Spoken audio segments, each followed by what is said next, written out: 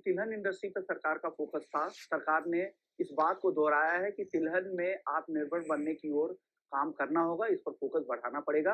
लेकिन एक कॉन्क्रीट कुछ फैसला नहीं हुआ। चलिए, लेकिन इंडस्ट्री इस ओर क्या चाहती है, क्या सपोर्ट सरकार से चाहती है और वो इस दिशा में क्या काम कर सकते हैं, इस मुद्दे पर आज बात करने के लिए हमारे साथ आईवीपीए के प्रेसिडेंट सुधाकर देसाई जी हैं। सबसे पहले सुधाकर जी, आपसे बात करेंगे। नेशनल एडिबल ऑयल मिशन, काफी समय से इस पर चर्चा हो रही है। सरकार ने इस पर अब फोकस बढ़ाया है। सरकार की तैयारी है कि अगले 5 साल में वो इंपोर्ट पर जो निर्भरता है उसको काफी हद तक कम कर देंगे। लेकिन कोई कॉन्क्रीट इन्वेस्टमेंट को लेकर, कोई फाइनेंशियल सपोर्ट को लेकर कुछ ऐलान नहीं हुए। आप इस पर क्या कहेंगे सुधाकर जी, इस फैसले पर? थैंक यू जी। देखिए, हमको तो लगता है कि कुछ काम तो ज़रूर होता होगा। जैसे आप देखेंगे कि प्रॉब्लम क्या है, इंडिया इंडिया में 21% of the world acreage oil seed में है, लेकिन उसमें प्रोडक्शन शेयर जो है खाली 5% है। तो इसमें क्या है, ऑब्वियस एक चीज़ बनता है कि इंडिया जो है अपना productivity, end to end solution और इन्वेस्टमेंट्स, कॉम्प्रिहेंसिव लुक, वो तो एक प्लान तो अलग है। मैं समझता हूँ कि ये प्लान ज़रूर बनता होगा और रिलीज़ होना चाहिए, क्योंकि अगर हम क्यों ऐसा हमको लगता है, क्योंकि जैसे ऑयल पाम मिशन के लिए जो डिटेल्ड एलोकेशन वगैरह जो वर्किंग हुआ था, I think that was very impressive. उसमें इंफ्रास्ट्रक्चर नीड्स भी एड्रेस किया गया था। शायद उसमें प्राइस प्रोटेक्शन स्कीम भी था। मतलब मार्केट बहुत ज़्यादा गिर जाता है तो जो अश्योर्ड इनकम, जो वायबिलिटी गैप है पाम ऑयल में, वो भी भरने का गवर्नमेंट का स्कीम था। तो इस बार अगर national mission on oil seed अगर आएगा comprehensively, I think we as IVPA have suggested a few things. Of course, what we required or what we asked is quite high. We had asked for 30,000 crores of budget in the next 5 years.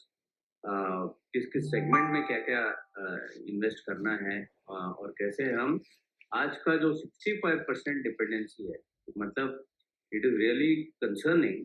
आप समझ लीजिए, India में 1 kilo का अगर per capita consumption बढ़ता है तो दुनिया में कहीं ना कहीं 14 लाख टन का पैदावार चाहिए, जबकि इंडोनेशिया, मलेशिया में पाम ऑयल मोरल स्टैग्नेंट है। तो I think as a strategy India को तो देयर इज नो क्वेश्चन। और जैसे यूक्रेन वगैरह जियो पॉलिटिकल टेंशन आया था तो हमारा वल्नरेबिलिटी उसमें समझ में आ गया था हमको। तीसरा, अगर इतना वोलेटाइल मार्केट में विद 65% डिपेंडेंसी, इंटरनेशनल इन्फ्लेशन भी हमारे पास आ जाता है एंड वाइस वर्सा। लेकिन आज के सिचुएशन ये सब देखते हुए आई think it is a national priority for sure. And हमने भी बताया था कि पहले की रेपसीड मस्टर्ड जो है उसके ऊपर ध्यान देना चाहिए। Why? Because they are indigenous oils जिसमें इम्पोर्ट सब्स्टिट्यूशन नहीं है, और ये अपना अपना प्रॉपर्टी है, इंडिया का प्रॉपर्टी है। कि मस्टर्ड ऑयल का देखिए 30-35% without national mission on oil seed भी प्राइसेस तो बढ़ ही गया था। सोयाबीन क्रॉप भी 20-25% पिछले 3 साल में बढ़ा हुआ है। So I think we need everything.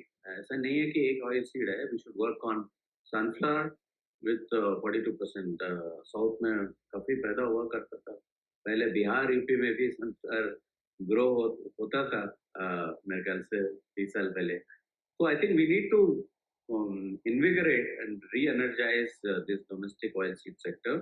Technology, hybrid seeds से लेकर price risk management तक, तो whole chain, ट्रेड बॉडीज को साथ में लेकर के और काफी इसमें ये बजट एलोकेशन करके ये करने से ये काम होगा। आप बेहतर प्रोडक्टिविटी बढ़ाने की बात कर रहे थे देसाई सर, क्या लग रहा है आपको, क्या जीएम सीड्स को इंट्रोड्यूस करने का इंडिया के मार्केट में जरूरत है तिलहन में? क्योंकि हम ऑलरेडी इंपोर्ट के जरिए ऑलरेडी उस तरह के खाने के तेल खा रहे हैं, सारे स्टोर्स में तरह तरह की जीएम से बनी हुई चीजें मिल रही हैं, उसके बाद भी हम घरेलू बाजार में उसे नहीं उतार पा रहे, घरेलू किसानों के पास नहीं वो आ पा रहा है। क्या इसको लेकर काम करने की जरूरत है क्या देसाई जी? हाँ जी, तो मैं दो दो सब्जेक्ट बात करूंगा। जो एक तो आपने क्वेश्चन जो पूछा है, दूसरा क्या है, what is the balancing, how to balance the whole issue of remuneration farmer versus consumer. So answering question number 1, productivity अगर लो है तो I think it is definitely a technological intervention की जरूरत है। और इसमें हम न वियतनाम, न अर्जेंटीना, न मलेशिया, न इंडोनेशिया, न यूएसए किसी कंट्री को हम कॉपी कर नहीं सकते क्योंकि हमारा जो है एकरेज है वो बहुत ही कम है. So we need to have a different approach to our own problems. Productivity is a low-hanging fruit. तो उसमें I think recently Supreme Court also given a judgment कि GM technology को आप रोक नहीं सकते. As far as we are concerned, देखिए cotton में nearly crop has gone up by 50-60% in the last 2-3 years itself. So why? Because इसमें GMO cotton में allow किया गया है. I think sometime back we had also allowed imports of GM soy meal also. So I think I leave it to the technical committee of the government who have evaluated the risks of all the operations. So GM technology, though, as it is subject to the approval of the committee, scientific committee, I think it is definitely economically relevant, productivity-wise, and also socially relevant because that is one thing that can make the farm realization much better, definitely as seen by all the examples. On the other front, today we are in a peculiar situation. Ajay ji बोलने के बाद मैं add करूंगा कि today edible oil is the lowest prices in the world. So 27-30% as per government records, the prices have come down, and we know it in the trade already. So like we were discussing, edible oil price today the needle has moved from consumer to the farmer, basically. How can we say that? Because you look at the soybean which are harvested in November, by now it has gone still below MSP. Unlike mustard, उसमें government buying भी नहीं है. Mustard seed is also, I think, काफी carry out stock भी है. Production का अंदाजा है कि last year से marginally better ही होगा, 7-8 लाख टन. So हमको ये देखना है कि जब हम ऑयल सीड यहाँ का प्रोड्यूस करते हैं, प्रोडक्टिविटी बढ़ाते हैं, हमको ये भी देखना है कि उसमें 2 क्रिटिकल चीजें होता है. Price risk management for the farmer and number 2 is that to ensure that it is crushed also in a regular pace.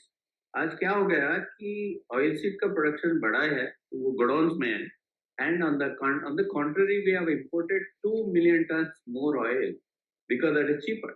So we have given a very good thought out policy which will take some more time for everybody to realize कि इसमें timely action बहुत जरूरी है. आगे जाके भी पिछले 5 साल में भी मतलब आगे 5 साल में भी जब ये इम्प्लीमेंट करते हैं, to ensure that the balance is maintained between industry and farmer and consumer is very important.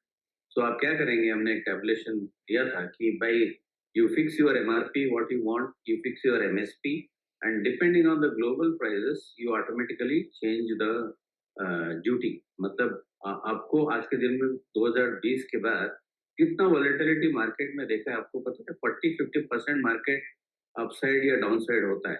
So you cannot have, being the largest buyer of the world, influencing the global prices, you cannot keep it static. तो हमने जरूर बोला है कि dynamic duty structure हो, क्योंकि इसमें क्या है, आज आप एक प्रॉब्लम देखते हैं कि मील का शॉर्टेज है. अगर आप डिसीजन लेंगे 3 महीने के बाद, फिर वो गलत होगा, क्योंकि जब हार्वेस्ट आएगा तो मील इंपोर्ट आ जाएगा. So speed is very, very important. So we propagate dynamic duty structure, balancing between farmer and consumer, ताकि हम उस स्थिति में ही ना आ जाए कि बहुत MSP को लेकर के या वेरी हाई कंज्यूमर को लेकर के हम उस पर बाद में रिएक्टिव वे में काम करें. हम चाहते हैं कि वो प्रोएक्टिव वे में काम करें.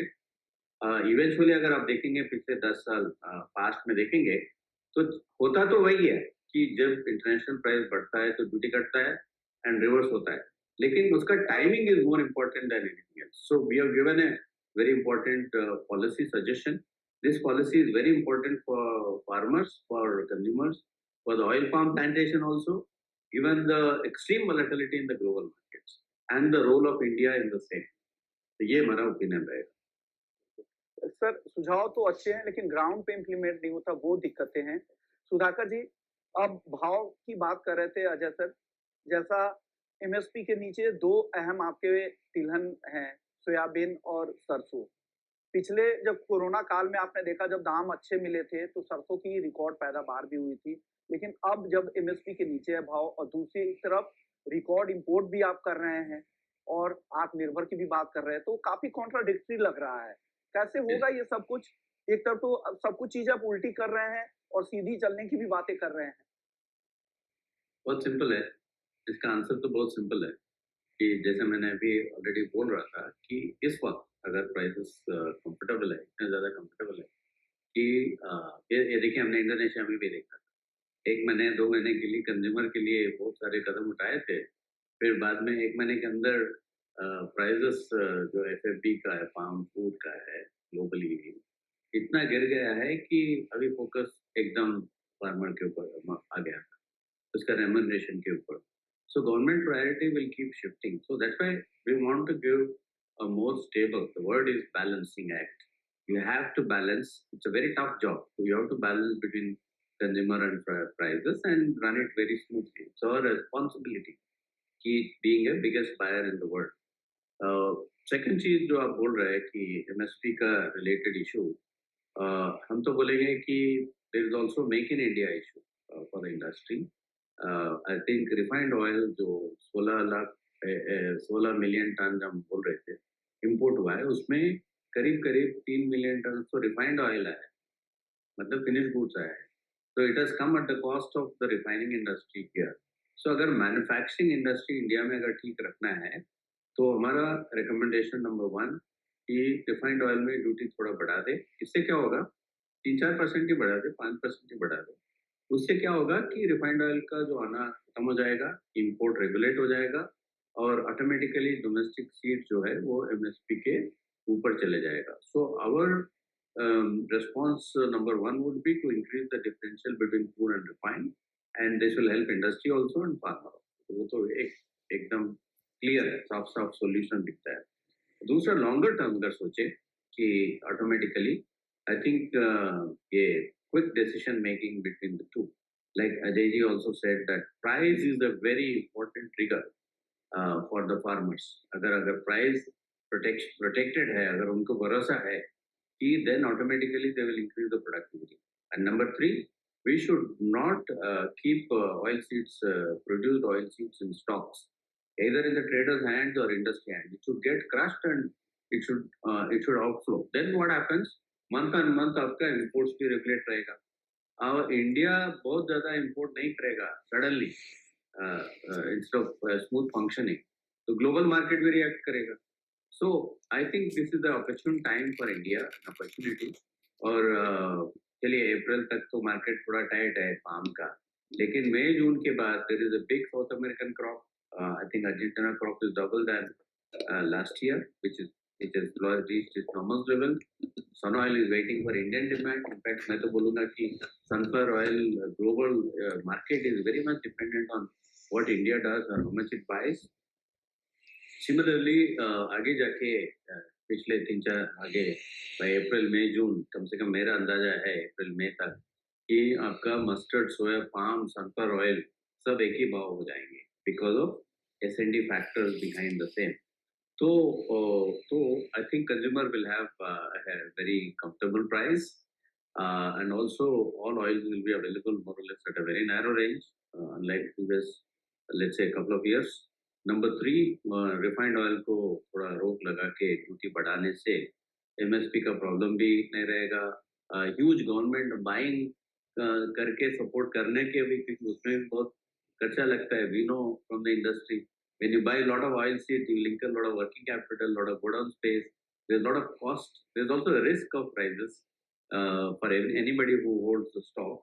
So for a smooth functioning, we would say, number 1, increase the duties on refined oil products, control the overall imports, help the farmers. I think it's our responsibility to ensure कि prices MSP के नीचे ना जाए.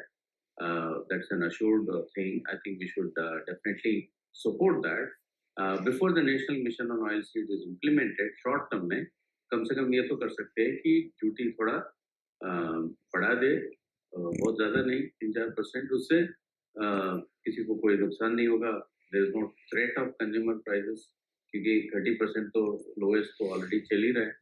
So that will be my short-term solution and long-term approach.